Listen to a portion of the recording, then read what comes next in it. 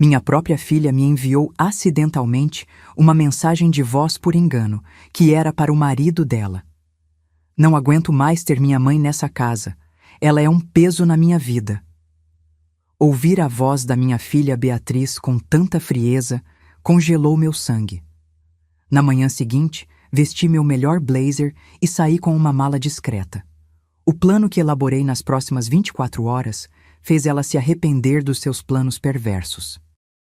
Mas antes de continuar, confira se você já está inscrito no canal e escreva nos comentários.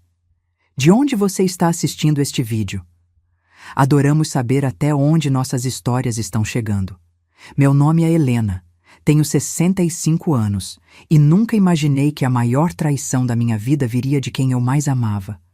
Dizem que os olhos são a janela da alma, mas os de minha filha Beatriz se tornaram espelhos que refletiam apenas ambição e frieza. Como não percebi isso antes? Talvez o amor materno seja mesmo cego, ou talvez eu tenha escolhido não enxergar o que estava na minha frente durante todos esses anos. Tudo começou a mudar quando Beatriz e seu marido Paulo perderam o apartamento que alugavam por conta de dificuldades financeiras. Sem alternativas imediatas, sugeri que viessem morar temporariamente comigo. Só até vocês se reestruturarem, disse eu, com a ingenuidade de quem realmente acredita que a gratidão é um valor universal. Minha casa não era luxuosa, mas tinha 3 quartos confortáveis e um jardim que eu cultivava com amor desde que meu marido faleceu, há 8 anos. Era o resultado de uma vida inteira de trabalho como professora primária e das economias que fiz centavo por centavo. Nas primeiras semanas, tudo parecia bem.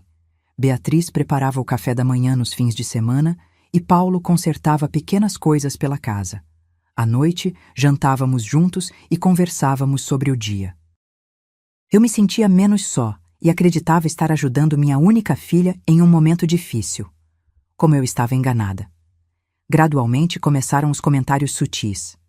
Mãe, essa sua televisão é muito antiga. Precisamos comprar uma nova. Mãe, por que você guarda essas coisas velhas? Vamos nos livrar delas.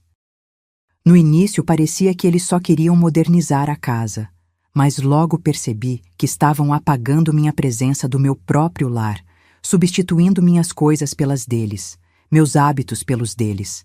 Então vieram as reuniões a portas fechadas, as ligações sussurradas, os olhares trocados quando achavam que eu não estava prestando atenção. Uma vez, enquanto regava as plantas do jardim, ouvi Paulo no telefone. Sim, ela não desconfia de nada. Em poucas semanas teremos tudo resolvido. Na hora, meu coração acelerou, mas afastei o pensamento, me convencendo de que era a paranoia de uma senhora solitária. As visitas também mudaram. Pessoas que eu nunca tinha visto antes começaram a aparecer em minha casa. Um médico que, segundo Beatriz, estava ali para verificar minha pressão. Uma assistente social que queria avaliar minhas condições de vida. E, por fim, um homem que se apresentou como especialista em cuidados para idosos. Todos chegavam quando Beatriz os agendava, nunca me perguntando se eu queria aquelas visitas. Lembro-me claramente do dia em que comecei a sentir que algo realmente errado estava acontecendo. Estava na cozinha preparando um chá, quando ouvi Beatriz conversando com uma prima dela, Renata, que trabalhava em um cartório. Os documentos estão quase prontos, dizia Renata. Se continuarmos com este plano, em 1 mês teremos transferido tudo para o seu nome sem que ela perceba. Quando entrei na sala, as duas imediatamente mudaram de assunto, mas eu vi Renata guardar rapidamente uma pasta com papéis. Naquela noite, não consegui dormir. As peças começavam a se encaixar em minha mente, formando um quebra-cabeça terrível. Será que minha própria filha estava planejando tomar minha casa? Seria possível que o sangue do meu sangue pudesse me trair dessa forma? Me convenci de que estava imaginando coisas, que a idade estava me deixando desconfiada. Mas a confirmação de todas as minhas suspeitas veio de forma inesperada em uma terça-feira comum, enquanto Beatriz e Paulo estavam fora. Meu celular tocou com uma notificação. Era uma mensagem de voz de Beatriz, enviada por engano para mim em vez de para Paulo. Com mãos trêmulas, apertei o play sem imaginar que aqueles 3 minutos mudariam completamente minha vida. Paulo, já falei com o diretor do Recanto dos Idosos. A voz da minha filha soava fria e calculista, como eu jamais tinha ouvido antes. Ele garantiu que podemos internar mamãe na próxima semana. Mostrei os laudos médicos que conseguimos e ele disse que é um caso clássico de demência inicial. Ela nem vai perceber o que está acontecendo até já estar lá dentro. Meu coração parecia que ia explodir enquanto a mensagem continuava. Renata já preparou toda a papelada para transferir a casa para nosso nome. Diz que é um processo comum, que muitos filhos fazem isso quando os pais começam a ficar confusos. E o melhor de tudo é que assim que a casa estiver no nosso nome, podemos vendê-la por quase 400 mil. Imagine, Paulo, finalmente livres das dívidas e com dinheiro para comprar aquele carro que você tanto quer. Então veio a parte que me destruiu por completo. E, sinceramente, estou cansada de fingir que me importo. Cansada de ouvir as mesmas histórias, de preparar comida especial para ela, de aguentar os questionamentos constantes. Será um alívio quando tudo isso acabar. E se algo acontecer com ela lá no asilo? Bem, o seguro de vida está em nosso nome, não é mesmo? Uma risada fria encerrou a mensagem. Uma risada que não pertencia à filha que eu havia criado, a menina para quem eu tinha dedicado toda a minha vida. Deixei o celular cair no chão e me sentei, atordoada, incapaz de processar a magnitude daquela traição. Minha própria filha não apenas planejava me roubar, mas falava de minha morte como uma conveniência financeira. As lágrimas vieram, não de tristeza, mas de uma raiva profunda que eu nunca havia sentido antes. Uma raiva que queimava por dentro e que naquele momento, eu não sabia ainda, seria o combustível para minha transformação. Enquanto o sol se punha lentamente através da janela da cozinha, algo dentro de mim também se transformava. A ingênua e confiante Helena começava a dar lugar a uma mulher que jamais permitiria ser vítima novamente. Ali mesmo, sentada no chão frio da cozinha, com o celular ainda reproduzindo aquela mensagem maldita, fiz uma promessa a mim mesma. Eles nunca imaginariam o que os aguardava. Enxuguei as lágrimas, levantei-me e olhei para o calendário na parede. Faltavam exatamente 5 dias para a data que Beatriz havia mencionado para me levar ao tal asilo. 5 dias para virar o jogo. 5 dias para mostrar à minha filha que subestimar uma mulher de 65 anos seria o maior erro da vida dela. Bloco 2. Não dormi naquela noite.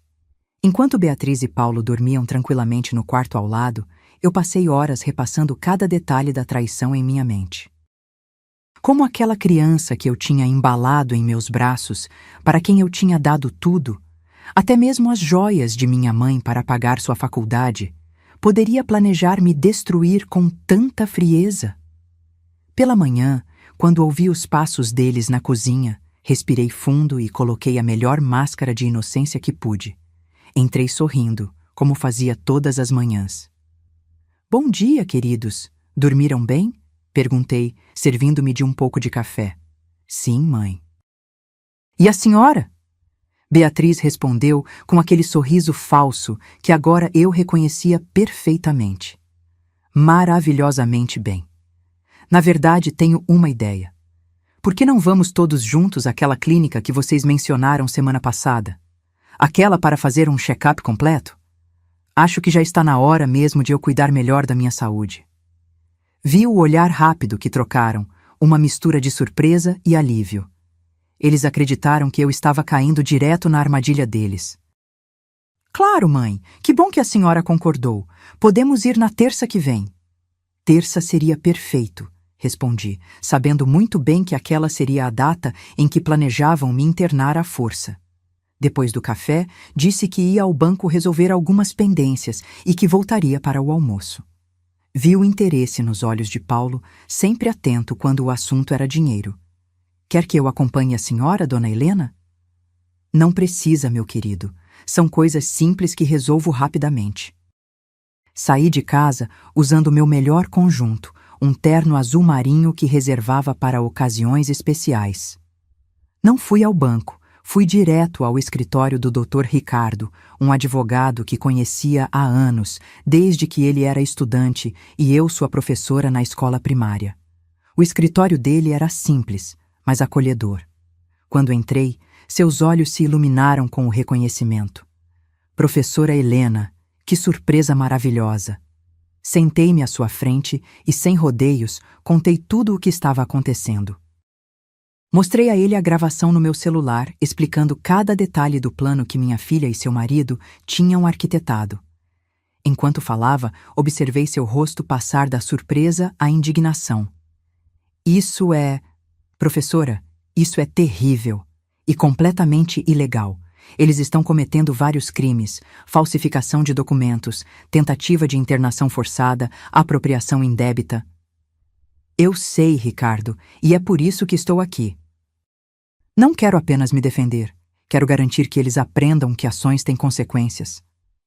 Passamos as próximas 2 horas elaborando um plano meticuloso. Ricardo me explicou que precisávamos de mais provas, além da gravação. Ele me instruiu a gravar todas as conversas suspeitas, fotografar qualquer documento que encontrasse e, principalmente, não dar nenhum sinal de que eu sabia de tudo. A senhora precisa parecer completamente alheia ao que está acontecendo. Deixe que eles acreditem que estão no controle. Enquanto isso, vamos preparar tudo para virar o jogo no momento certo. Dali, fui direto ao banco. Precisava proteger minhas economias antes que Beatriz conseguisse acesso a elas. O gerente, Sr. Antônio, me recebeu com sua habitual cordialidade. Dona Helena, em que posso ajudá-la hoje? Preciso verificar movimentações recentes na minha conta e transferir minhas economias para uma nova conta, em outro banco. Sua expressão mudou para preocupação. Aconteceu alguma coisa? Apenas uma precaução, Antônio. Tenho motivos para acreditar que alguém está tentando acessar meu dinheiro sem autorização. Ao revisar meus extratos, descobri algo que fez meu sangue ferver. Nos últimos 3 meses, pequenas quantias entre R$ 500 e R$ 1.000 haviam sido sacadas da minha poupança, todas em dias que eu estava fora de casa, em consultas médicas ou reuniões do clube de leitura. No total, quase R$ 8.000 tinham desaparecido. Eu não autorizei nenhum desses saques, disse ao gerente, que franziu a testa preocupado. Dona Helena, aqui diz que foram feitos com seu cartão e senha. Foi então que me lembrei. Certa vez, Beatriz havia pedido meu cartão e senha para comprar um remédio para mim, enquanto eu estava acamada com gripe. Ela nunca devolveu o cartão, dizendo que o havia guardado em local seguro. Que tola eu tinha sido!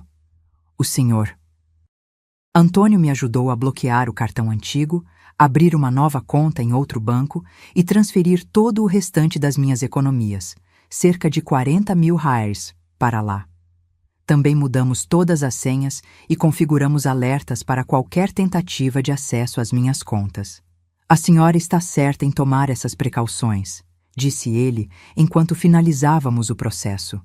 Infelizmente, vemos cada vez mais casos de idosos sendo explorados financeiramente, muitas vezes por pessoas próximas. Quando saí do banco, senti uma estranha mistura de tristeza e determinação. A tristeza de confirmar que minha filha vinha me roubando sistematicamente e a determinação de não permitir que aquilo continuasse. Minha próxima parada foi o cartório onde Renata, a prima de Beatriz, trabalhava. Entrei como quem não quer nada, sorrindo educadamente para todos.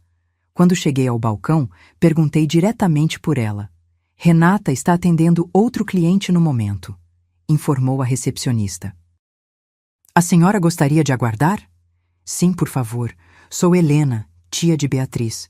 Vim verificar uns documentos que Renata está preparando para mim. Sentei-me na área de espera, observando o movimento do local. Depois de alguns minutos, vi Renata sair de uma sala com um cliente. Quando me viu, seu rosto empalideceu instantaneamente. Ela se aproximou com um sorriso forçado. Tia Helena, que surpresa! Beatriz não me avisou que a senhora viria hoje. Foi uma decisão de última hora, querida. Pensei em passar para ver como estão aqueles papéis que vocês estão preparando sobre minha casa. Seu nervosismo era palpável. As mãos tremiam levemente enquanto ela me conduzia a uma sala privada. Que papéis, tia? Não estou entendendo. Tirei meu celular do bolso, ativei o gravador discretamente e olhei diretamente nos olhos dela. Renata, vamos ser diretas. Sei exatamente o que você, Beatriz e Paulo estão planejando. Tenho provas suficientes para denunciar todos vocês por fraude e falsificação, mas estou dando a você uma chance de fazer a coisa certa. O rosto dela perdeu toda a cor. Começou a gaguejar, negando tudo, mas eu a interrompi. Tenho uma gravação da Beatriz falando sobre todo o plano, incluindo sua participação. Não perca seu tempo negando. Foi como se um dique se rompesse. Renata desabou em lágrimas, confessando tudo entre soluços. Como Beatriz a havia convencido a ajudar, prometendo uma porcentagem da venda da casa. Como tinham falsificado minha assinatura em vários documentos. Como planejavam me declarar mentalmente incapaz, baseados em laudos médicos fraudulentos. Tia Helena, eu juro que não queria fazer isso. Beatriz disse que era para o seu bem, que a senhora estava ficando confusa e precisava de cuidados especiais. E você acreditou nisso? Olhe para mim, Renata. Pareço confusa para você? Ela baixou os olhos envergonhada. Não, tia. A senhora parece perfeitamente lúcida. O que vocês fizeram é crime, Renata. Você sabe disso melhor que ninguém, trabalhando em um cartório. Por favor, tia, não me denuncie. Tenho 2 filhos pequenos, perderia meu emprego, minha reputação. Olhei para aquela jovem chorando à minha frente e senti uma mistura de pena e indignação. Ela estava arrependida, sim, mas só porque tinha sido pega. Vou lhe dar uma escolha, Renata. Ou você me entrega cópias de todos os documentos falsificados e testemunha contra Beatriz e Paulo quando for necessário, ou eu vou direto à polícia e ao conselho do cartório denunciar sua participação. Ela concordou imediatamente, as mãos ainda tremendo enquanto reunia todos os papéis que provavam a conspiração. Documentos de transferência de propriedade com minha assinatura falsificada. Laudos médicos fraudulentos atestando que eu sofria de confusão mental e início de demência senil. Até mesmo um termo de internação voluntária em meu nome, pronto para ser usado na semana seguinte. Saí do cartório com uma pasta cheia de evidências e o coração pesado. Enquanto caminhava de volta para casa, pensava em como enfrentaria Beatriz e Paulo. Eles esperavam uma velha ingênua e manipulável, mas encontrariam uma mulher determinada a lutar por sua dignidade até o fim. Bloco 3. Voltei para casa carregando não apenas a pasta com documentos, mas também o peso da traição. No caminho, parei em uma loja de eletrônicos e comprei um pequeno gravador digital. Algo mais confiável que o celular para registrar conversas. O vendedor, um rapaz jovem, me olhou com curiosidade quando expliquei que precisava de algo discreto e de longa duração. A senhora é jornalista? Perguntou ele, enquanto me mostrava como operar o dispositivo. Não, meu jovem. Sou apenas uma senhora tentando proteger o que é seu. Cheguei em casa pouco antes do jantar. Beatriz estava na cozinha, preparando algo que cheirava bem. Ao me ver, sorriu como se nada estivesse errado, como se não tivesse passado os últimos meses planejando minha ruína. Mãe, estava preocupada. A senhora demorou tanto no banco? Tinha muitas coisas para resolver, querida. Você sabe como é burocracia. E resolveu tudo? Perguntou Paulo, entrando na cozinha com aquele interesse mal disfarçado que agora eu reconhecia tão bem. Quase tudo. Alguns detalhes ainda precisam ser finalizados. Durante o jantar, observei-os atentamente. A facilidade com que mentiam, a naturalidade dos sorrisos falsos, as perguntas aparentemente inocentes sobre minha saúde, meu dinheiro, meus planos. Como pude ser tão cega por tanto tempo? Mãe, estive pensando. Começou Beatriz, enquanto servia a sobremesa. Talvez a senhora devesse considerar vender esta casa. É muito grande para uma pessoa só, Dá muito trabalho para manter. Poderíamos encontrar um apartamento menor, mais fácil de cuidar. Você acha mesmo, filha? Respondi, fingindo considerar a ideia. Esta casa tem tantas memórias. Seu pai e eu construímos cada pedaço com tanto amor. Justamente por isso, mãe, a senhora fica presa ao passado. Precisa seguir em frente. Talvez você tenha razão. Vou pensar no assunto. Vi o olhar vitorioso que trocaram. Eles acreditavam que eu estava começando a ceder, que seu plano estava funcionando perfeitamente. Depois do jantar, enquanto lavava a louça, ouvi Paulo ao telefone no quintal, falando baixo, mas não o suficiente. Sim, está tudo encaminhado. Ela já está até considerando vender a casa. Não, ela não desconfia de nada. Terça-feira será o grande dia. Sequei minhas mãos no avental e fui para meu quarto, trancando a porta. Tirei do bolso o pequeno gravador e o ativei. Então, abri a pasta com os documentos do cartório e comecei a estudá-los cuidadosamente, fotografando cada página com meu celular. Precisava entender exatamente como eles planejavam executar o golpe para poder desmontá-lo peça por peça. Os laudos médicos eram particularmente revoltantes, assinados por um tal doutor. Oliveira, que eu nunca tinha consultado, atestavam que eu sofria de episódios recorrentes de confusão, perda de memória recente e incapacidade progressiva para tomar decisões. O documento chegava a mencionar episódios em que a paciente sai de casa à noite em estado confusional, colocando-se em risco. Tudo mentira. Pura fabricação. Eu nunca tive um único episódio de confusão mental ou perda de memória além do normal para minha idade. Nunca saí de casa à noite em estado algum de confusão. Eram falsidades criadas para justificar minha internação forçada. Nos documentos de transferência de propriedade, vi minha assinatura perfeitamente falsificada, tão bem feita que até eu teria dificuldade em identificá-la como falsa se não soubesse que jamais tinha assinado tais papéis. Aquela noite foi longa. Enquanto a casa dormia, eu planejava. Precisava ser mais esperta que eles, precisava antecipar seus movimentos e estar sempre um passo à frente. A professora Helena, que por 40 anos ensinou crianças a ler e escrever, agora tinha que aprender rapidamente as artes da estratégia e do combate. Na manhã seguinte, acordei cedo e preparei um café da manhã especial. Ovos, bacon, pão fresco, frutas, tudo o que Beatriz e Paulo gostavam. Quando eles desceram, já estava tudo na mesa. "Nossa, mãe, que surpresa maravilhosa!" exclamou Beatriz, olhando para a mesa farta. "Achei que poderíamos aproveitar o fim de semana em família. Quem sabe dar uma volta no parque mais tarde? Faz tempo que não saímos juntos." "Claro, mãe. É uma ótima ideia." Durante o café, mencionei casualmente que andava pensando em atualizar meu testamento. Sabe como é? A idade vai chegando e precisamos deixar tudo organizado. Estava pensando em procurar um advogado na semana que vem. Paulo quase engasgou com o café. "Não precisa se preocupar com isso agora, dona Helena. A senhora ainda está ótima, tem muitos anos pela frente." "Mesmo assim, Paulo, nunca sabemos o que pode acontecer, não é? Prefiro deixar tudo organizado. Inclusive estive pensando em fazer algumas doações ainda em vida."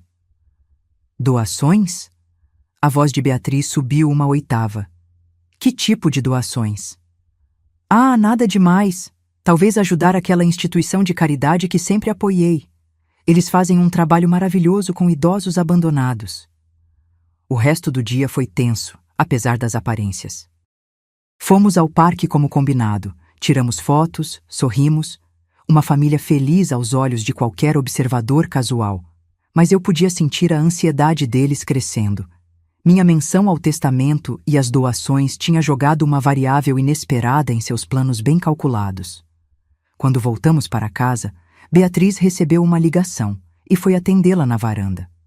Coloquei o gravador no bolso e segui silenciosamente, parando perto o suficiente para ouvir, mas não para ser vista. "Não sei, Renata. Ela está diferente hoje, falando em testamento, em doações." Acha que ela desconfia de algo? Não, é impossível.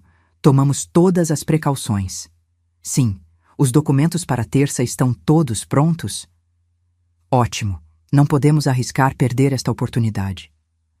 Voltei rapidamente para a cozinha antes que ela terminasse a ligação. Meu coração batia acelerado, mas não de medo, de determinação. A confirmação de que o plano continuava para terça-feira só aumentava minha resolução. No domingo, sugeri que fôssemos à missa. Beatriz pareceu surpresa. Eu raramente ia à igreja, mas concordou. Durante o sermão sobre perdão e traição, observei seu rosto em busca de algum sinal de culpa, algum indício de que a filha que eu criei ainda existia sob aquela máscara de ambição. Não encontrei nada. Na saída da igreja, encontramos Dona Carmen, minha vizinha há mais de 30 anos. Helena, que bom te ver. Andei preocupada, faz semanas que não a vejo no jardim. Estou bem, Carmen. Apenas ocupada com a visita de Beatriz e Paulo. Ah, sim. Beatriz me disse outro dia que a senhora não tem se sentido muito bem, que anda esquecida. Senti como se tivesse levado um tapa. Então, era assim que eles estavam preparando o terreno, espalhando rumores sobre minha suposta condição mental para que ninguém questionasse quando eu subitamente decidisse ir para um asilo. Imagine, Carmen, nunca estive melhor. Devo ter dado essa impressão porque ando distraída planejando uma viagem. Viagem? Beatriz interrompeu rapidamente. Que viagem, mãe? Ah, é uma surpresa ainda. Conto para vocês quando estiver tudo certo. No caminho de volta, Beatriz estava visivelmente nervosa. Mãe, que história é essa de viagem? A senhora sabe que não é bom viajar sozinha na sua idade. E quem disse que vou viajar sozinha, querida? Deixei a pergunta pairando no ar, saboreando a inquietação que causava nela. A filha que planejava me internar à força agora estava preocupada com uma viagem imaginária. A ironia era quase dolorosa. Na segunda-feira, véspera do dia D, acordei com uma clareza e determinação renovadas. Fiz minha mala discretamente, colocando apenas o essencial: documentos, algumas roupas, objetos de valor sentimental. Escondia no fundo do armário, onde sabia que não procurariam. Durante o almoço, Beatriz finalmente abordou o assunto da consulta médica. Mãe, não se esqueça que amanhã temos aquela consulta que marcamos, é às 10 horas. Claro que não esqueci, filha. Estou até ansiosa, sabe? Tenho pensado muito na minha saúde ultimamente. Que bom, mãe. É importante a senhora se cuidar. Sim, afinal, quero estar bem para aproveitar muitos anos ainda. Sabia que Lee Ching-yun viveu até os 256 anos? Claro, os registros são questionáveis, mas mesmo assim é inspirador pensar que podemos viver tanto tempo com os cuidados certos. Paulo riu nervosamente. 256 anos? Dona Helena, isso é impossível. Quem sabe, Paulo, a vida está cheia de surpresas. Naquela noite preparei um jantar especial. Usei as melhores louças, acendi velas, abri um vinho que guardava para ocasiões especiais. Beatriz e Paulo pareciam confusos com minha súbita festividade. Estamos comemorando algo, mãe? A vida, filha. Estamos comemorando a vida e suas reviravoltas inesperadas. Enquanto comíamos, falei sobre memórias antigas, sobre quando Beatriz era pequena, sobre os sacrifícios que fiz para criá-la sozinha depois que seu pai nos abandonou. Falei sobre como vendi minhas joias para pagar sua faculdade, sobre como trabalhei horas extras dando aulas particulares para garantir que ela tivesse tudo o que precisava. Sabe, Beatriz, o que mais me orgulha é ver que criei uma filha forte, independente. Alguém que sabe o que quer e vai atrás, não importa o custo. Ela baixou os olhos, e por um momento, um brevíssimo momento, pensei ter visto um lampejo de culpa em seu rosto. Mas passou tão rápido que poderia ter sido apenas um truque da luz das velas. Depois do jantar, me despedi dizendo que estava cansada. Amanhã será um grande dia, não é mesmo? Preciso descansar bem. Em meu quarto, tranquei a porta e verifiquei mais uma vez minha mala escondida. Então liguei para o advogado Ricardo. Está tudo pronto para amanhã, professora? Sim, Ricardo. A que horas devo encontrá-lo? Estarei no local combinado às 9h30, com todo o apoio necessário. A senhora tem certeza de que quer seguir com isso? Pensei na mensagem de voz, nos documentos falsificados, nas mentiras, na traição. Absoluta. Amanhã, Beatriz e Paulo aprenderão que algumas lições são dolorosas, mas necessárias. Desliguei o telefone e me sentei na beirada da cama, olhando para a foto na mesa de cabeceira. Eu e Beatriz no dia de sua formatura, ambas sorrindo, cheias de esperança para o futuro. Uma lágrima solitária escorreu pelo meu rosto. "O que aconteceu com você, minha filha?" sussurrei para a fotografia. "Em que momento o amor se transformou em ganância?" Deitei-me, sabendo que o sono não viria facilmente. Amanhã seria o dia em que eu recuperaria minha dignidade, mesmo que ao custo de perder para sempre a filha que um dia pensei conhecer. Bloco 4. A manhã de terça-feira chegou com um céu cinzento, como se a própria natureza pressentisse o drama que estava Retry M Continue Edit, Bloco 4.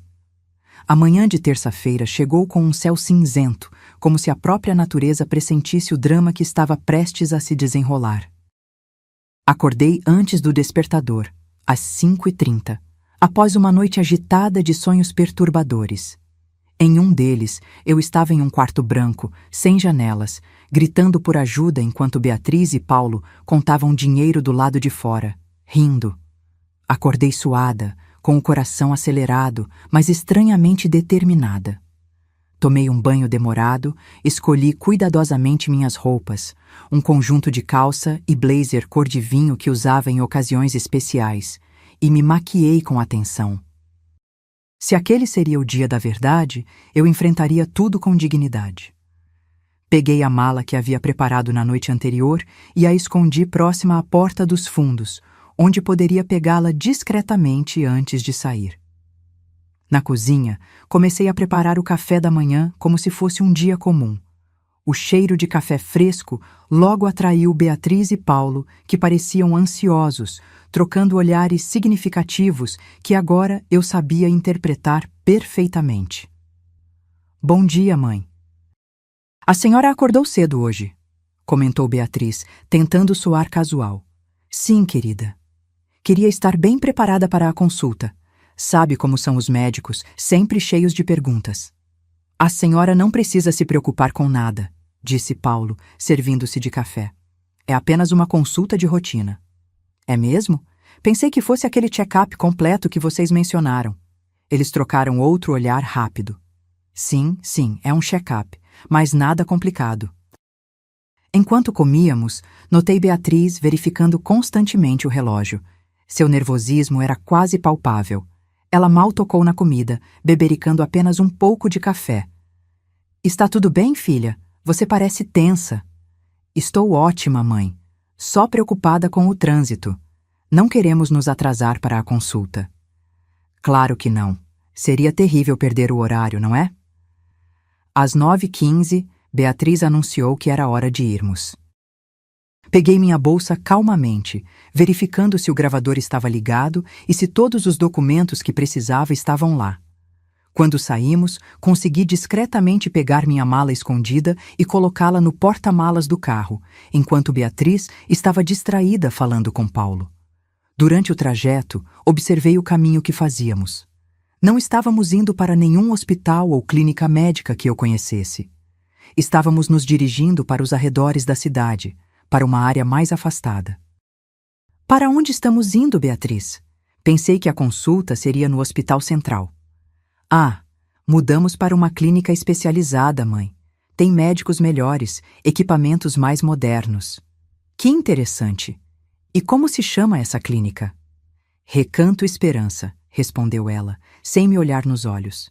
"É um complexo médico muito conceituado." Reconheci o nome imediatamente do áudio que tinha ouvido. Não era um complexo médico. Era o asilo onde planejavam me internar. Meu coração acelerou, mas mantive a calma. Olhei pela janela, vendo a cidade ficar para trás, dando lugar a uma estrada arborizada que levava até um grande prédio branco no horizonte. Parece longe da cidade, comentei casualmente. É para garantir tranquilidade aos pacientes, mãe, sem a poluição e o barulho da cidade. Quando nos aproximamos do grande portão de entrada, vi a placa Recanto Esperança, Centro de Acolhimento para Idosos. Não havia nenhuma menção a hospital ou clínica médica. Era exatamente o que eu suspeitava, um asilo disfarçado de centro médico. No estacionamento, vi Ricardo aguardando, conforme combinado, junto com 2 policiais e uma mulher que reconheci como a doutora Márcia, uma geriatra renomada que ele havia mencionado que nos ajudaria. Meu coração se acalmou um pouco. Meu plano estava em andamento. Beatriz estacionou o carro e Paulo saiu rapidamente para abrir minha porta. Pronta, dona Helena? Os médicos estão esperando. Estou pronta, Paulo. Mais do que vocês imaginam. Descemos do carro e caminhamos em direção à entrada. Beatriz parecia cada vez mais ansiosa, olhando constantemente para o relógio. Na recepção, ela se adiantou. Bom dia. Temos hora marcada com o Dr. Mendes. Paciente, Helena Oliveira. A recepcionista digitou algo no computador. Sim, vejo aqui. Internação programada para hoje, correto? Vi o rosto de Beatriz empalidecer ao perceber que eu tinha ouvido. Ela tentou se recuperar rapidamente. Não, deve haver algum engano. É apenas uma consulta. A recepcionista pareceu confusa. Mas aqui diz claramente: internação permanente para a senhora Helena Oliveira, 65 anos, diagnóstico preliminar de demência senil. Todos os documentos foram providenciados pelo Dr. Mendes e pela família. Virei-me lentamente para encarar minha filha. Internação permanente, Beatriz? Demência senil? É isso que vocês planejaram para mim? Antes que ela pudesse responder, Ricardo apareceu na porta da recepção, acompanhado dos policiais e da doutora Márcia. Senhora Helena, está tudo bem? Perguntou Ricardo, se aproximando. Quem é esse homem, mãe? Perguntou Beatriz, visivelmente alarmada. Este é o Dr. Ricardo Almeida, meu advogado. Respondi calmamente. E estes são o sargento Torres e o policial Ribeiro, que estão aqui para investigar uma denúncia de tentativa de internação forçada e apropriação indébita. O rosto de Beatriz se transformou em uma máscara de pânico. Paulo tentou intervir, colocando-se entre nós. Deve haver algum mal-entendido aqui. Nós só viemos para uma consulta médica. Ricardo se aproximou, segurando uma pasta. Sargento Torres, aqui estão os documentos que comprovam a tentativa de fraude. Laudos médicos falsificados atestando uma condição que a senhora Helena não possui, documentos de transferência de propriedade com assinatura forjada e um plano detalhado para interná-la contra sua vontade. O sargento Torres examinou os documentos e então se virou para Beatriz e Paulo. Senhora Beatriz Oliveira e senhor Paulo Santos, vocês estão sendo investigados por falsificação de documentos, tentativa de internação forçada e apropriação indébita. Precisarão nos acompanhar à delegacia para prestar esclarecimentos. Isso é absurdo! Gritou Beatriz, seu rosto contorcido de raiva e medo. Minha mãe está confusa. Ela não sabe o que está dizendo. Nós só estamos tentando cuidar dela. A doutora Márcia deu um passo à frente. Sou a doutora Márcia Silveira, geriatra especializada em avaliação cognitiva. Examinei a senhora Helena ontem e posso atestar que ela está em perfeito estado mental, sem qualquer sinal de confusão ou demência. Os laudos apresentados por vocês são claramente fraudulentos. Paulo tentou fugir em direção à saída, mas foi rapidamente detido pelo policial Ribeiro. Beatriz, percebendo que estava encurralada, voltou-se para mim com lágrimas nos olhos. Mãe, por favor, não faça isso. Somos família, sangue do seu sangue. Aquelas palavras me atingiram como um punhal. Sim, éramos família. Essa era a parte mais dolorosa de tudo. Beatriz, respondi com uma calma que surpreendeu até a mim mesma. Família não rouba. Família não mente. Família não planeja internar sua própria mãe em um asilo para roubar sua casa.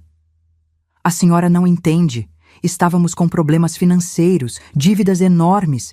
Precisávamos de ajuda. E por que não me pediu ajuda honestamente? Por que planejar tudo isso pelas minhas costas? Por que falsificar documentos dizendo que estou louca? Ela não tinha resposta para isso. Apenas chorava, enquanto os policiais a conduziam para fora junto com Paulo. Fiquei ali, observando minha única filha ser levada pela polícia, sentindo um misto de alívio e profunda tristeza. Ricardo se aproximou e colocou a mão em meu ombro. A senhora foi muito corajosa, dona Helena. Não é fácil enfrentar uma traição assim, especialmente quando vem de quem mais amamos. Assenti em silêncio, incapaz de falar enquanto as lágrimas finalmente começavam a cair. A doutora Márcia me ofereceu um lenço. Vai ficar tudo bem, senhora Helena. A senhora fez o que precisava fazer. Saímos daquele lugar que deveria ter sido minha prisão perpétua.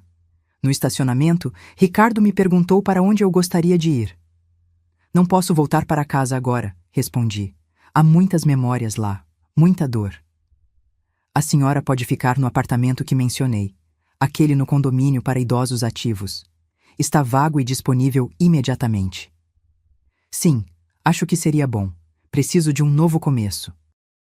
Enquanto nos afastávamos do Recanto Esperança, olhei pela janela do carro e vi Beatriz e Paulo sendo colocados na viatura policial.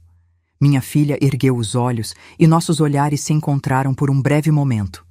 Não havia raiva em meus olhos, apenas uma profunda decepção e a certeza de que nada seria como antes. No caminho para meu novo lar temporário, permaneci em silêncio, absorvendo tudo o que havia acontecido. Tinha vencido a batalha, havia impedido que me roubassem minha casa, minha dignidade, minha liberdade. Mas a que custo? Perdi minha única filha, não para a morte, mas para algo talvez pior, a revelação de quem ela realmente era. Ricardo respeitou meu silêncio durante a viagem. Quando chegamos ao condomínio, ele me ajudou com a mala e me mostrou o apartamento. Pequeno, mas confortável, com uma varanda que dava para um belo jardim. Vai gostar daqui, dona Helena?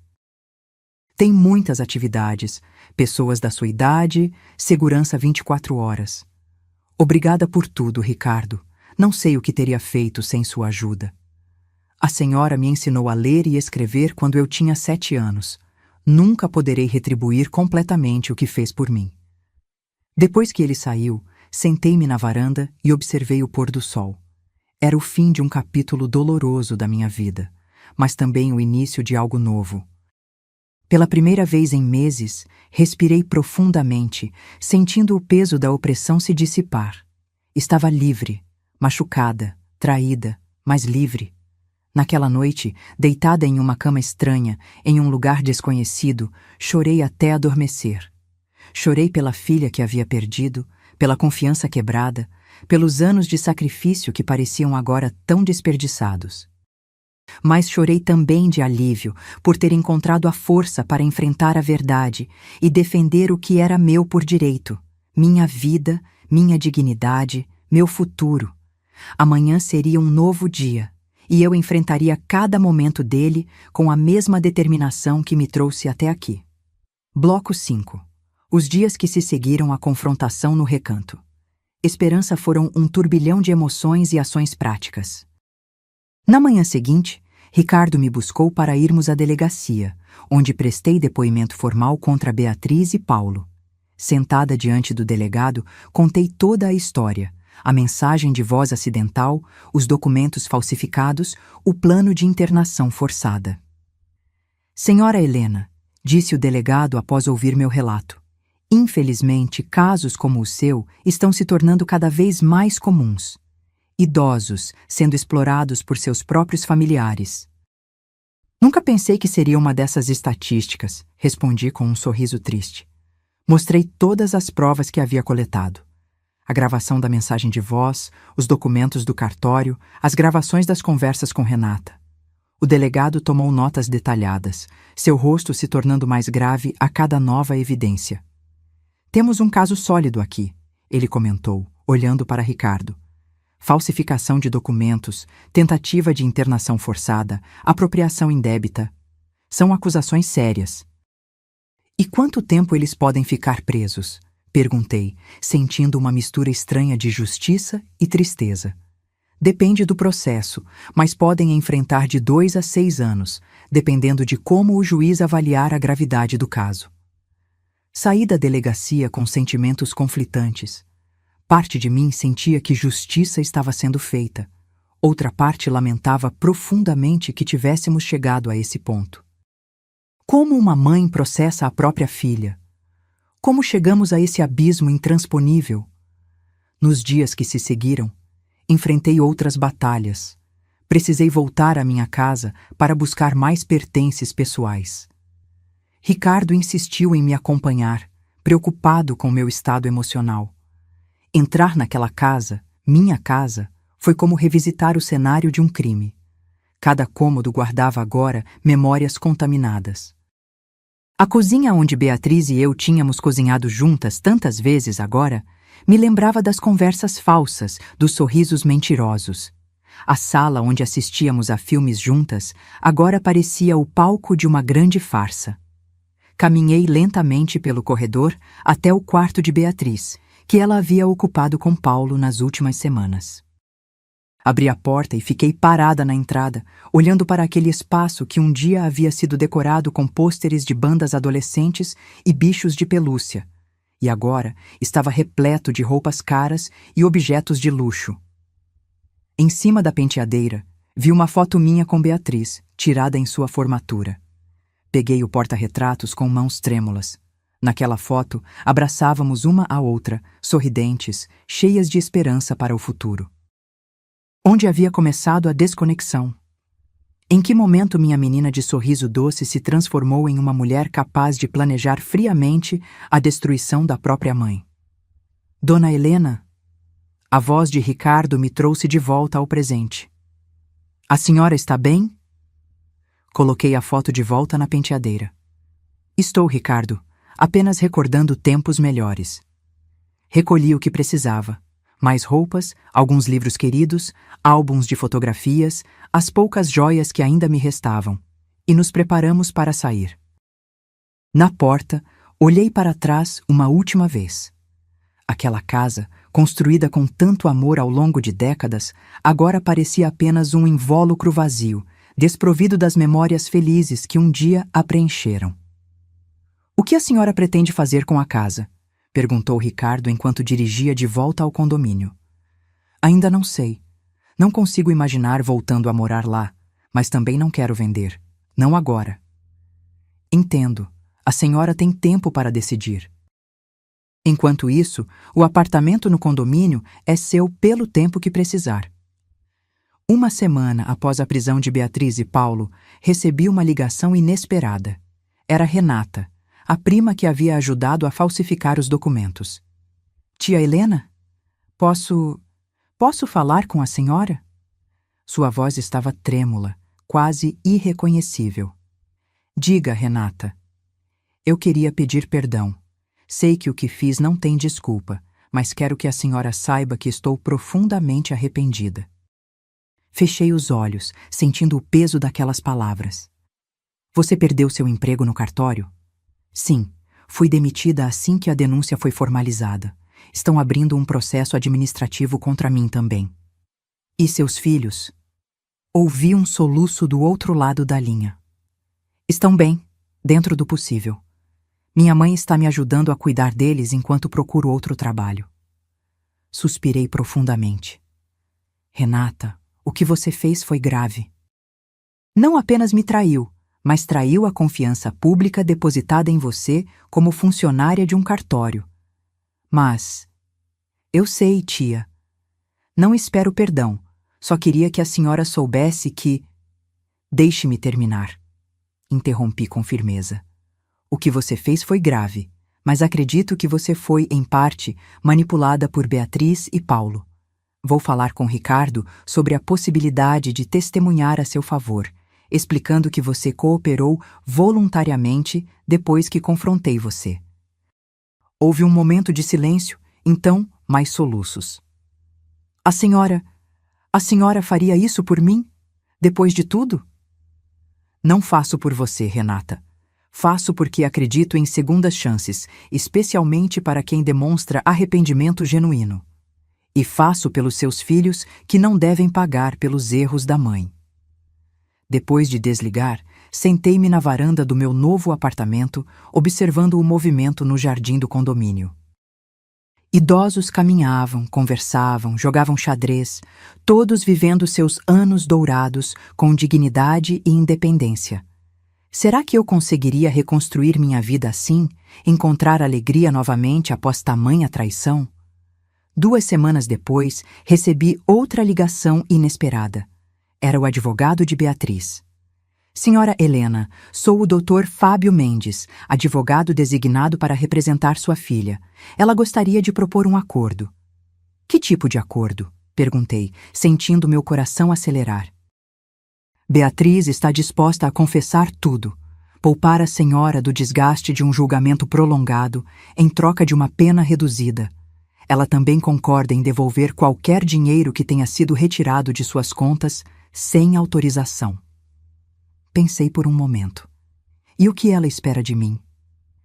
Que a senhora considere retirar algumas das acusações mais graves, como a de tentativa de internação forçada, mantendo apenas as de falsificação e apropriação indébita. Preciso pensar a respeito. Consultarei meu advogado e retornarei com uma resposta. Imediatamente liguei para Ricardo e expliquei a proposta. Ele veio ao meu apartamento naquela mesma tarde para discutirmos. "O que a senhora acha?" perguntou ele depois de analisarmos todos os ângulos da questão. "Não sei, Ricardo. Parte de mim quer que eles paguem por tudo o que fizeram, que sintam o peso total da lei. Outra parte ainda se lembra que ela é sua filha." Ele completou com gentileza. "Exatamente. Por mais terrível que tenha sido o que ela fez, ainda é minha Beatriz, a menina que embalei nos braços, que ensinei a andar, a ler. Como uma mãe simplesmente apaga isso?" Ricardo assentiu compreensivamente. "A senhora não precisa decidir agora. Pense com calma." Naquela noite, revirei álbuns de fotografias antigos, observando o rosto de Beatriz ao longo dos anos. O bebê de bochechas rosadas que sorria sem dentes. A criança de tranças que segurava orgulhosamente seu primeiro desenho. A adolescente de aparelho nos dentes que fazia careta para a câmera. A jovem de beca e capelo no dia da formatura. Em que momento aquela pessoa que eu amava tanto tinha se transformado em alguém capaz de planejar minha destruição? Depois de uma noite insone, tomei minha decisão. Liguei para Ricardo logo cedo. "Aceito o acordo com uma condição adicional." "Qual condição, dona Helena?" "Quero que Beatriz faça um curso de conscientização sobre o tratamento de idosos enquanto estiver cumprindo sua pena.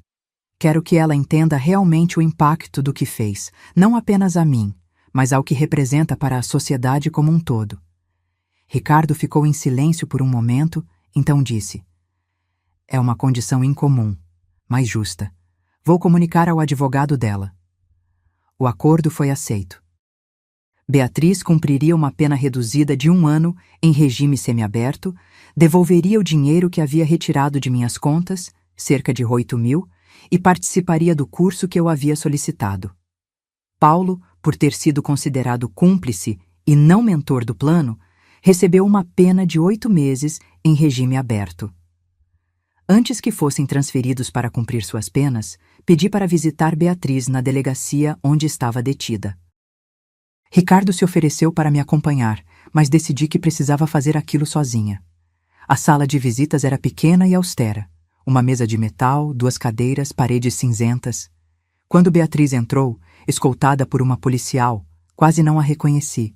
Sem maquiagem, com olheiras profundas e o cabelo despenteado, parecia ter envelhecido 10 anos em apenas algumas semanas. "Mãe", ela disse em voz baixa, sentando-se à minha frente. "Obrigada por vir." Olhei para minha filha, essa estranha que eu conhecia tão bem, e senti um nó na garganta. "Como você está sendo tratada?" "Bem, dentro do possível. A comida é horrível e as camas são duras, mas ninguém me maltrata." Ficamos em silêncio por alguns minutos, o peso de tudo o que havia acontecido pairando entre nós como uma nuvem pesada. "Por que, Beatriz?" A pergunta escapou de meus lábios antes que eu pudesse contê-la. Por que fazer isso comigo? O que eu fiz para merecer tamanha traição? Ela baixou os olhos, incapaz de sustentar meu olhar. Não foi por sua causa, mãe. Foi. Estávamos desesperados. As dívidas só aumentavam, o banco ameaçando tomar nosso apartamento, Paulo perdendo o emprego. E por que não me pediram ajuda honestamente? Por que todo esse plano elaborado, as mentiras, a crueldade? Uma lágrima escorreu pelo rosto dela. Porque sabíamos que a senhora diria não. A senhora sempre foi tão cuidadosa com o dinheiro, tão preocupada em guardar para o futuro, e precisávamos de muito mais do que a senhora poderia dar. Então decidiram tomar tudo. Ela assentiu, ainda sem me olhar. Começou como uma ideia absurda, algo que Paulo mencionou em um momento de desespero. Mas então, fomos pesquisando, descobrimos que outras pessoas tinham feito isso, que era possível, e de repente, o plano parecia real, viável. E em nenhum momento você pensou em mim? No que seria da minha vida trancada em um asilo contra minha vontade? Finalmente, ela ergueu os olhos, vermelhos de lágrimas. Eu me convenci de que estaria fazendo um favor à senhora, que a senhora estaria melhor lá, com pessoas para cuidar da senhora o tempo todo, que não seria tão ruim assim. Não seria tão ruim? Minha voz falhou. Beatriz, vocês planejavam me roubar tudo, minha casa, minha liberdade, minha dignidade. Vocês falsificaram documentos dizendo que eu estava louca. Como isso poderia não ser tão ruim? Ela começou a soluçar, escondendo o rosto nas mãos. Eu sei, mãe. Eu sei. Não tenho como justificar o que fizemos. Foi monstruoso, imperdoável. A policial na porta fez um sinal de que nosso tempo estava acabando. Levantei-me, sentindo-me exausta, como se tivesse corrido uma maratona. Beatriz, aceitei o acordo porque, apesar de tudo, você ainda é minha filha. Não consigo odiar você, por mais que tenha tentado, mas também não consigo confiar em você novamente, nem imaginar um futuro onde possamos reconstruir o que tínhamos. Ela ergueu o rosto marcado pelas lágrimas. Eu entendo, mãe. Só quero que saiba que, mesmo que não mereça, estou verdadeiramente arrependida. Não pelo que aconteceu comigo, mas pelo que fiz à senhora, pela dor que causei. Assenti em silêncio. Queria acreditar nela. Queria desesperadamente ver sinceridade naqueles olhos que um dia tinham sido o espelho dos meus. Mas a confiança, uma vez quebrada, é como um vaso precioso estilhaçado. Pode-se colar os pedaços, mas nunca será o mesmo. Adeus, Beatriz. Cumpra sua pena, faça o curso que solicitei, reflita profundamente sobre suas escolhas. Depois disso, quem sabe o que o futuro reserva. Saí daquela sala com passos firmes, sem olhar para trás.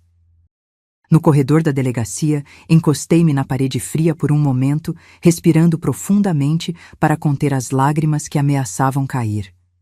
Não choraria ali, não daria a ninguém o prazer de ver meu sofrimento. Ao sair para a rua ensolarada, senti como se um capítulo doloroso estivesse finalmente se encerrando. Não havia perdão ainda. Talvez nunca houvesse completamente. Mas havia um caminho à frente.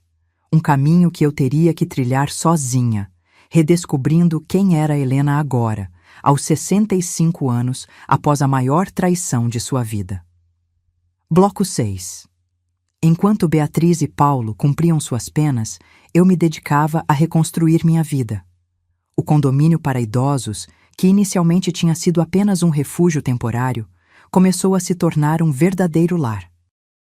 Meu pequeno apartamento ganhou toques pessoais. Algumas plantas na varanda, quadros nas paredes, uma poltrona confortável onde passei a ler por horas a fio. Mais importante que a decoração, porém, foram as conexões que comecei a estabelecer.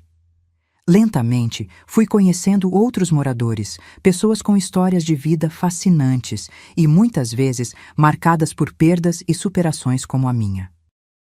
Dona Cecília, uma viúva de 72 anos que morava no apartamento ao lado, foi a primeira a romper minha barreira de isolamento.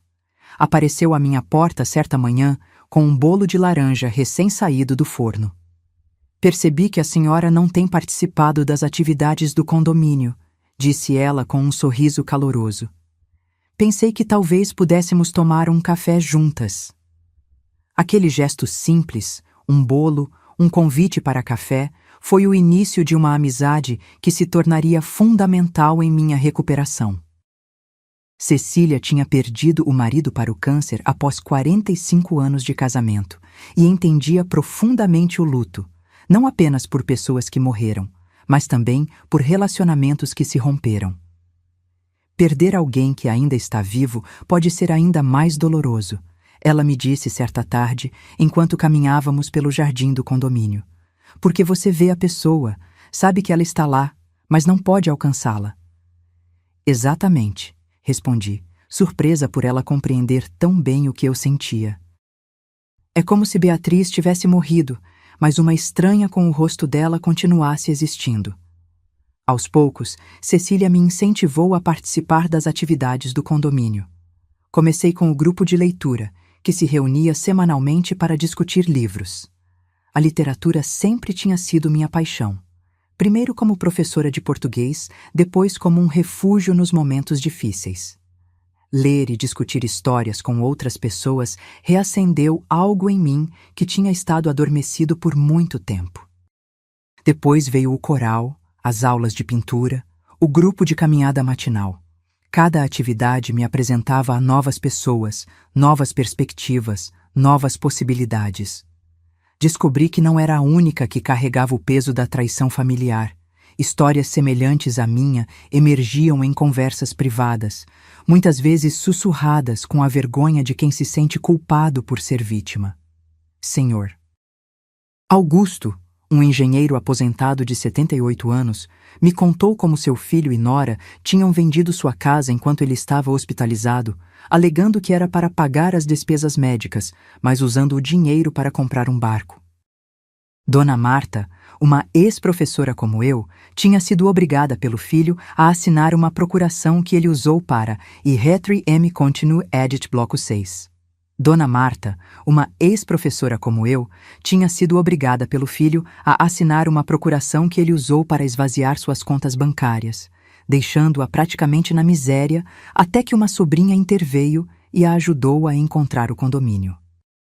Essas histórias me mostravam que eu não estava sozinha, que minha dor, embora profundamente pessoal, era também parte de um problema social maior, a exploração dos idosos, muitas vezes por seus próprios familiares.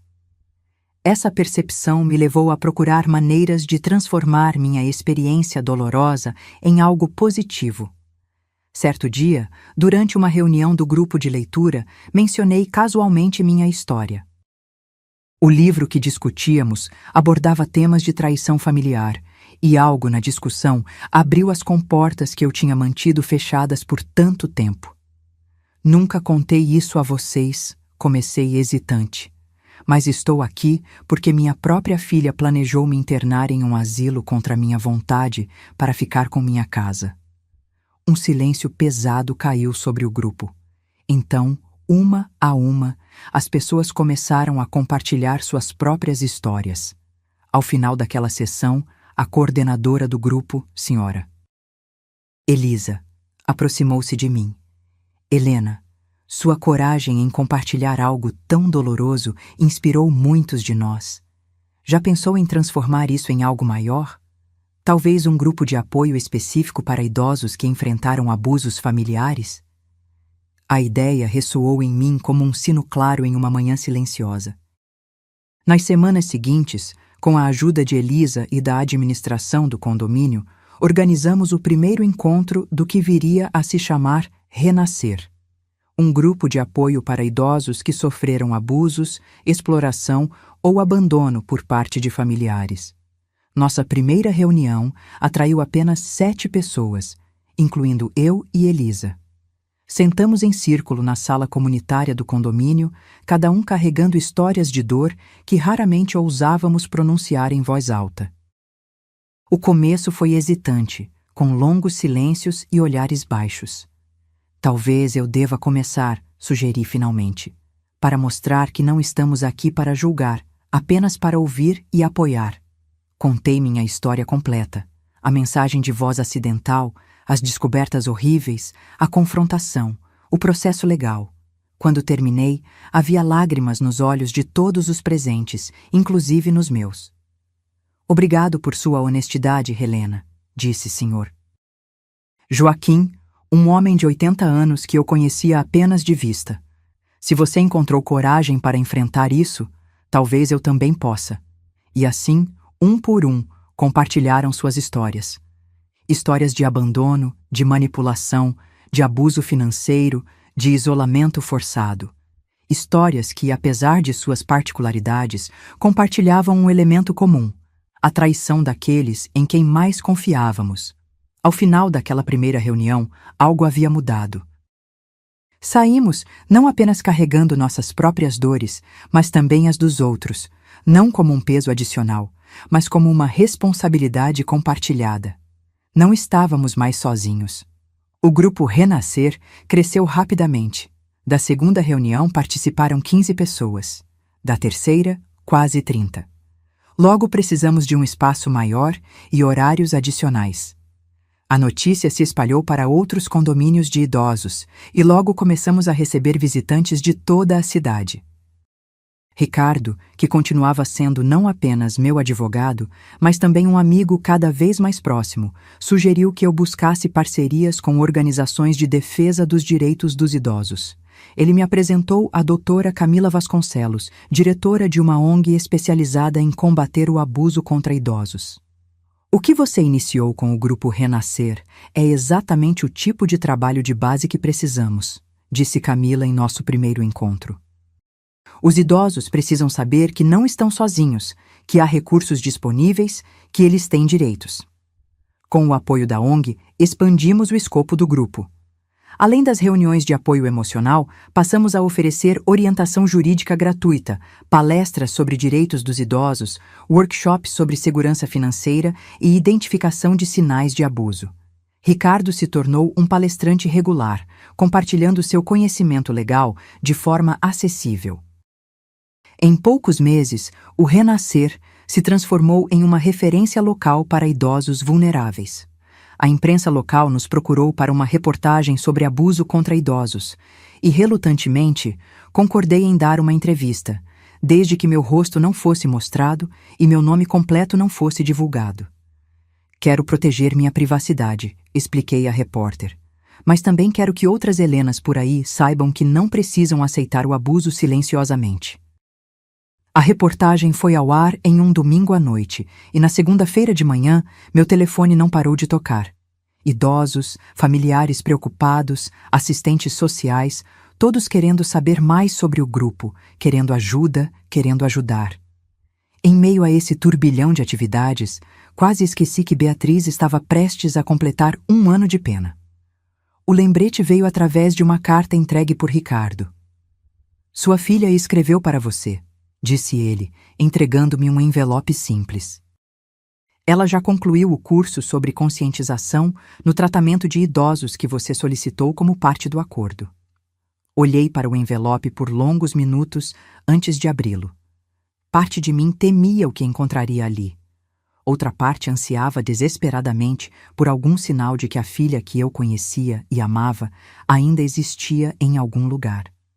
A carta era longa, escrita à mão em uma caligrafia que eu reconhecia tão bem, a mesma que eu tinha ajudado a aperfeiçoar quando Beatriz estava na escola primária. Comecei a ler com o coração acelerado. Querida mãe, escrevo esta carta na véspera de completar minha pena. Amanhã sairei daqui e enfrentarei um mundo que agora parece completamente diferente daquele que conheci antes. Um mundo onde não tenho mais sua confiança, seu amor incondicional, sua presença constante. Não sei se você lerá esta carta. Não sei se depois de tudo o que fiz, você ainda se importa com o que tenho a dizer. Mas preciso escrever mesmo assim. Preciso colocar em palavras o que aprendi neste ano de confinamento e reflexão. O curso sobre tratamento de idosos que você solicitou como parte do acordo foi uma das experiências mais transformadoras da minha vida. não apenas pelos conhecimentos técnicos que adquiri, mas pelo que me fez enxergar em mim mesma. Aprendi sobre a epidemia silenciosa de abuso contra idosos que acontece em nosso país. Aprendi sobre os direitos que são constantemente violados, sobre as manipulações que são normalizadas, sobre as vidas que são destruídas. E enquanto aprendia tudo isso, não podia deixar de me ver refletida em cada exemplo de abusador que estudávamos. Era eu. Eu tinha me tornado exatamente o tipo de pessoa que sempre desprezei. O tipo de pessoa que vê um ser humano vulnerável e enxerga apenas uma oportunidade de ganho pessoal. O tipo de pessoa que consegue justificar qualquer atrocidade em nome do próprio benefício. Como chegamos a esse ponto, mamãe? Como eu, filha da mulher mais honesta e trabalhadora que conheço, me transformei em alguém capaz de planejar tamanha crueldade contra a própria mãe? Passei incontáveis noites acordada, revivendo cada decisão, cada passo que me trouxe até aqui. A princípio, tentei me justificar. As dívidas, a pressão de Paulo, o desespero financeiro. Mas com o tempo, entendi que nada disso era desculpa. Milhões de pessoas enfrentam dificuldades financeiras todos os dias, sem recorrer à crueldade e à traição. A verdade, por mais dolorosa que seja de admitir, é que eu permiti que a ganância e o egoísmo me consumissem. Permiti que valores materialistas substituíssem os valores de integridade e respeito que você sempre me ensinou.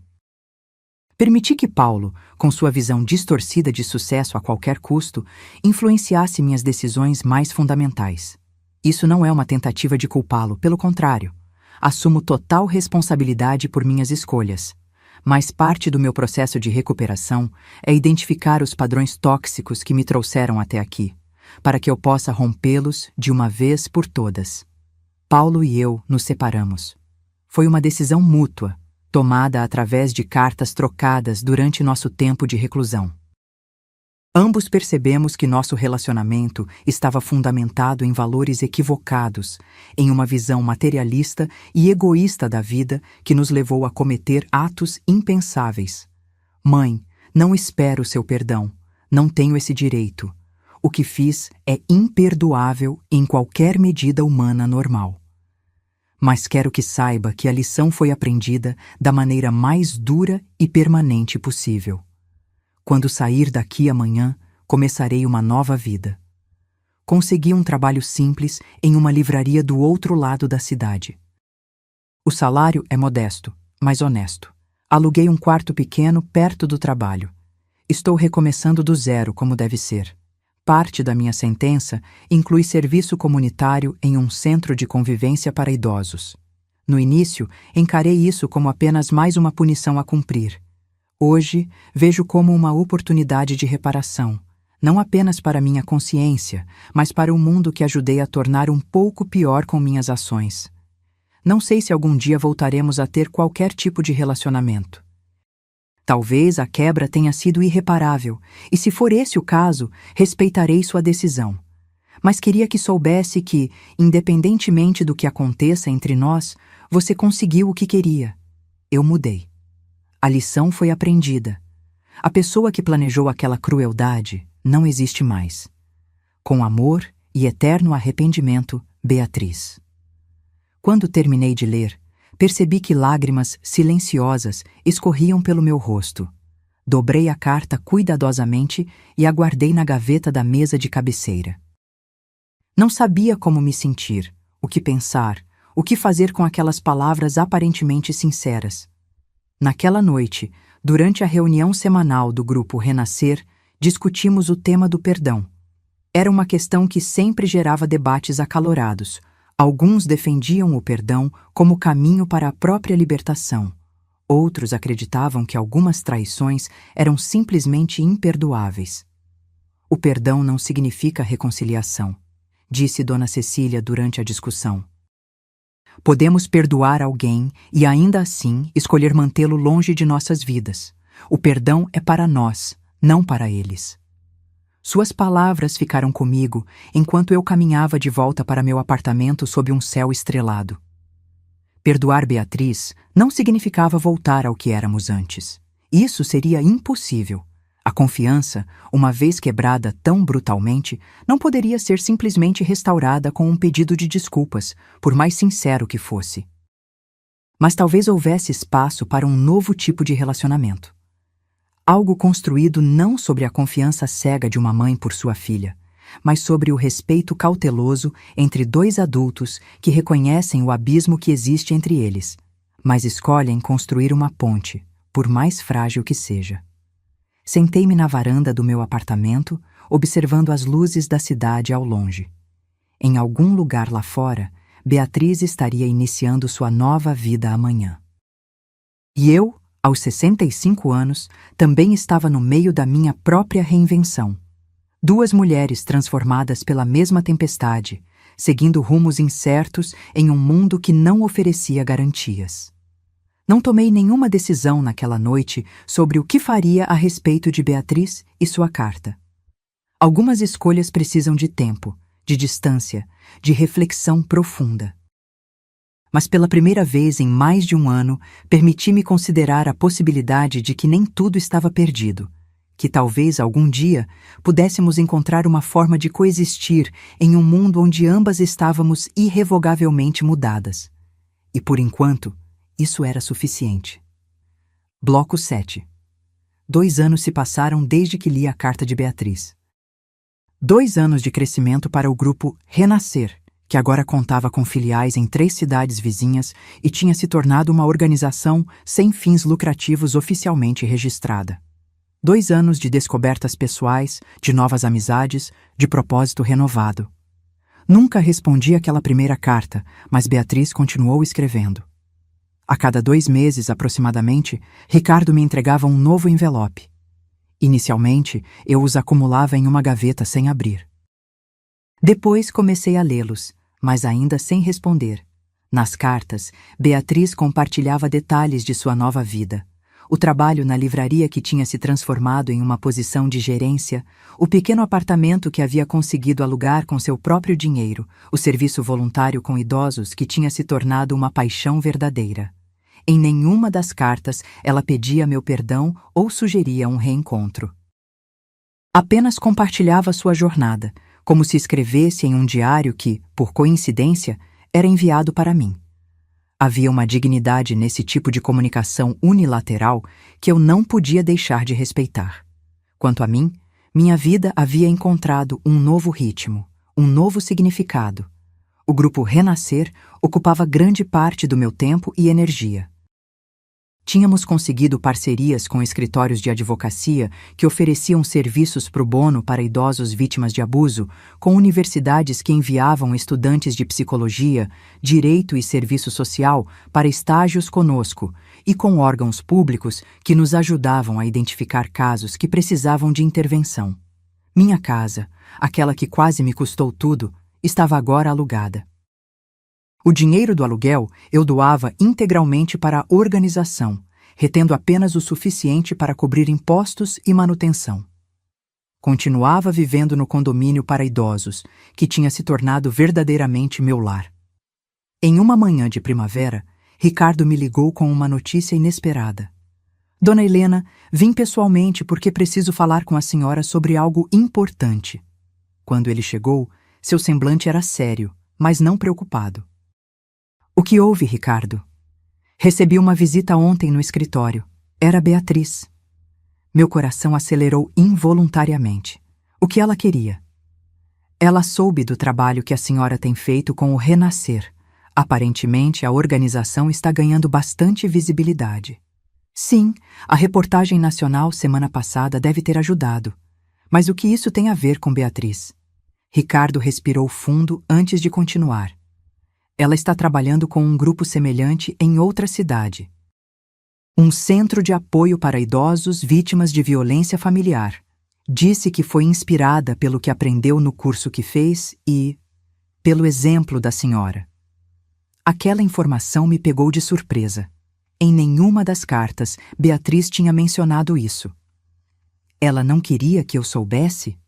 Pelo contrário, ela temia que, se mencionasse nas cartas, a senhora pensaria que ela estava tentando impressioná-la ou manipulá-la de alguma forma.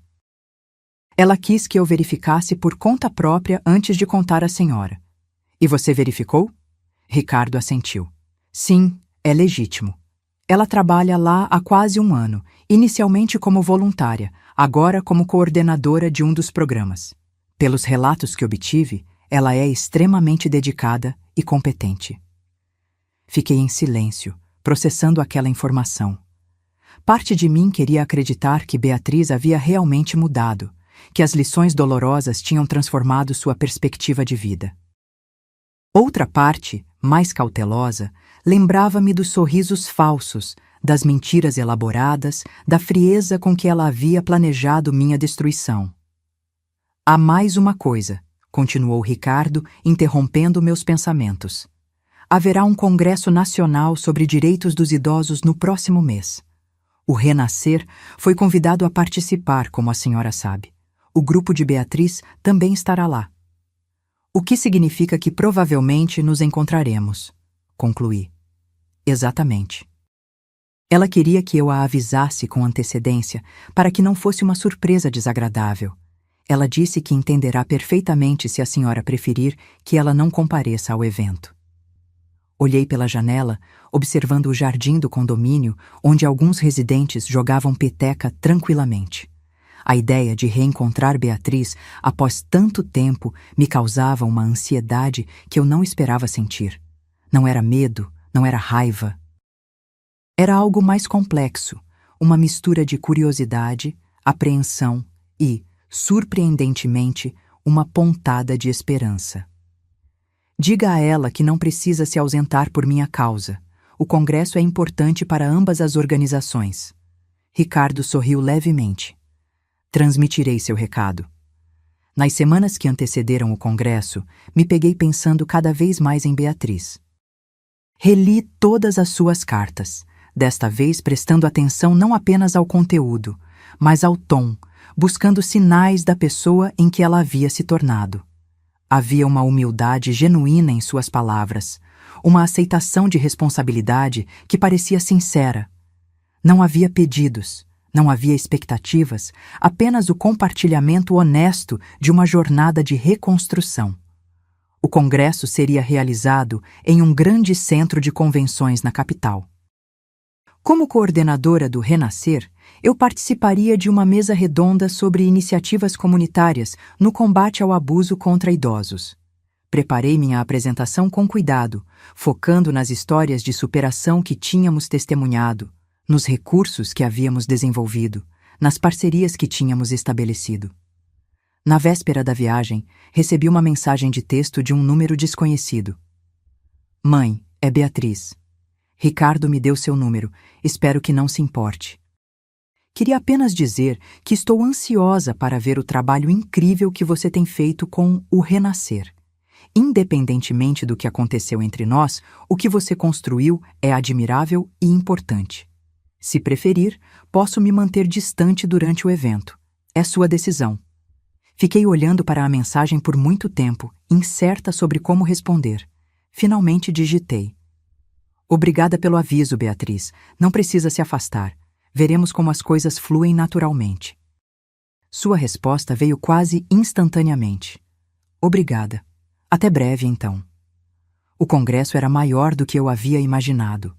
Centenas de profissionais, ativistas, acadêmicos e representantes governamentais reunidos para discutir políticas públicas, iniciativas comunitárias e avanços na proteção dos direitos dos idosos. O estande do Renascer atraía constante interesse, com visitantes querendo saber mais sobre nosso modelo de grupo de apoio liderado por idosos para idosos. Foi no segundo dia do evento, após minha participação na mesa redonda, que finalmente vi Beatriz. Ela estava em pé, no fundo do auditório, aplaudindo discretamente como todos os outros. Nossos olhares se cruzaram brevemente antes que eu fosse cercada por pessoas querendo trocar cartões, fazer perguntas, compartilhar experiências similares. Mais tarde naquele dia, enquanto eu descansava em um banco no jardim do centro de convenções, senti alguém se aproximar. Sem precisar olhar, soube que era ela. Posso me sentar? Perguntou Beatriz, sua voz tão familiar e ao mesmo tempo tão estranha. Assenti silenciosamente, e ela se sentou na outra ponta do banco, mantendo uma distância respeitosa. Sua apresentação foi incrível, ela disse após um momento. O trabalho que você está fazendo é realmente transformador. Obrigada, respondi, finalmente me permitindo olhar para ela diretamente. Beatriz parecia diferente. Não apenas mais velha, o que seria natural após quase 3 anos, mas de alguma forma mais autêntica. Vestia-se de maneira simples, sem a ostentação que antes tanto prezava. Seus cabelos, que antes eram sempre impecavelmente tingidos e escovados, agora exibiam alguns fios grisalhos. Mas a maior diferença estava em seus olhos. O brilho calculista que eu tinha aprendido a reconhecer havia dado lugar a algo mais suave, mais presente. Seu grupo também parece estar fazendo um trabalho importante, comentei, lembrando-me do que Ricardo havia me contado. Ela assentiu. É um trabalho que me dá propósito, algo que nunca pensei que encontraria depois de tudo. Ficamos em silêncio por alguns minutos, cada uma absorvida em seus próprios pensamentos. Havia tanto para dizer e, ao mesmo tempo, um reconhecimento mútuo de que talvez as palavras fossem insuficientes para navegar o abismo entre nós. Sabe, ela finalmente quebrou o silêncio. É estranho como a vida dá voltas. Aqui estamos nós, ambas dedicando nossas vidas a prevenir que outras pessoas passem pelo que nós passamos, você como vítima, eu como perpetradora. A franqueza de sua observação me pegou de surpresa. É verdade. Acho que ambas encontramos um propósito na dor. Mãe, ela começou, então parou, como se ponderasse cuidadosamente suas próximas palavras. Sei que provavelmente já é tarde demais, que o que fiz é imperdoável, mas quero que saiba que não há um único dia em que eu não me arrependa profundamente de tudo. Não há um único dia em que eu não sinta vergonha ao lembrar da pessoa que fui, das escolhas que fiz. Olhei para o céu, observando as nuvens que passavam lentamente. Sabe, Beatriz, nos últimos anos aprendi muito sobre perdão. Não o tipo de perdão que apaga o passado ou que nos obriga a fingir que nada aconteceu. Mas o tipo que nos permite reconhecer a dor, reconhecer a traição e, ainda assim, escolher não ser consumidos por ela. Ela me olhou com olhos marejados. Isso significa que não sei se algum dia voltaremos a ter o relacionamento que tínhamos antes. Aquela confiança, aquela intimidade foi quebrada de uma forma que talvez seja irreparável. Mas talvez, com o tempo, possamos construir algo novo. Algo baseado não no que éramos, mas no que nos tornamos. Uma lágrima escorreu pelo rosto dela. Eu entendo. E agradeço a oportunidade, por menor que seja. Naquele momento, uma jovem se aproximou timidamente. Com licença, dona Helena. Sou Mariana, da Associação de Salvador. Adoraria conversar mais sobre o programa de mentoria que a senhora mencionou na apresentação. Levantei-me, pronta para retornar ao trabalho que havia se tornado minha paixão. Antes de me afastar, olhei para Beatriz uma última vez. Vamos jantar juntas amanhã à noite? Para continuar nossa conversa. Seu rosto se iluminou com um sorriso cauteloso, esperançoso. Eu adoraria. Enquanto caminhava de volta ao centro de convenções com Mariana, senti um peso se dissipando. Não completamente, talvez nunca completamente, mas o suficiente para permitir que eu respirasse um pouco mais livremente. Não sabia o que o futuro reservava para mim e Beatriz. Talvez conseguíssemos construir um novo tipo de relacionamento, talvez não. Mas naquele momento eu tinha certeza de uma coisa. A mulher de 65 anos que havia descoberto uma mensagem de voz devastadora 3 anos atrás não era mais a mesma pessoa que caminhava agora sob o sol da tarde. Aquela Helena tinha sido definida pelo que os outros fizeram com ela. Esta Helena era definida pelo que ela escolheu fazer com sua dor, transformá-la em propósito, em conexão, em serviço.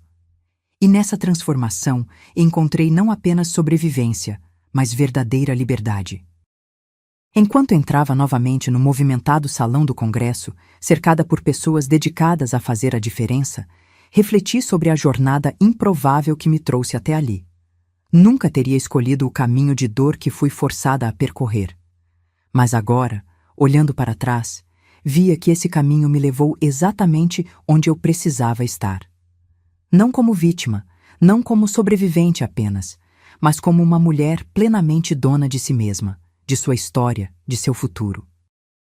Uma mulher que, aos 68 anos, tinha descoberto que nunca é tarde demais para renascer. Agora, se você gostou dessa história, já clica nesse próximo vídeo que está aparecendo na tela, porque nele a história de traição e reviravolta como você nunca viu antes.